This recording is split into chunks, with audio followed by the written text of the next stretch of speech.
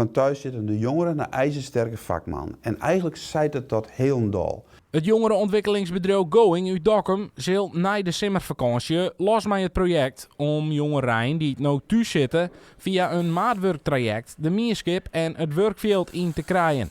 Wij zijn als bedrijf echt gespecialiseerd op de problematiek van de thuiszitters. Maar binnen dit project willen we er nog even een plusje bij zetten, of een dikke plus bij zetten. En dat is dat we uiteindelijk er echt voor zorgen willen dat die thuiszitters net met thuiszitters binnen, bij u komen, hier wat leren en uiteindelijk terugstromen naar de maakindustrie. Dat ben een ambitieuze plan, maar met dank aan de versnellingsagenda kunnen Frits en Mark het project uitvieren gaan. Het is allegear te staan kwam, doet hij en zoon de problemen in haar eigen werkveld onelkaar voorleiden. Er komen hier twee vakken samen. Hè. Aan de ene kant de zorg en aan de andere kant een stukje techniek, de maakindustrie.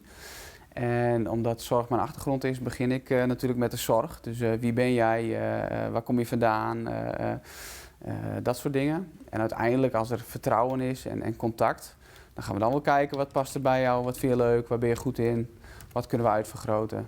Het zijn al hier individuele maattrajecten.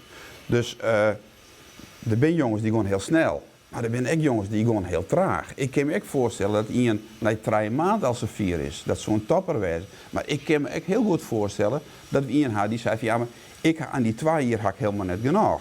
Nou, dan gaan we wat langer terug. Zo is er voor elke deelnemer een gerichte aanpak, op elke nien haar eigen tempo.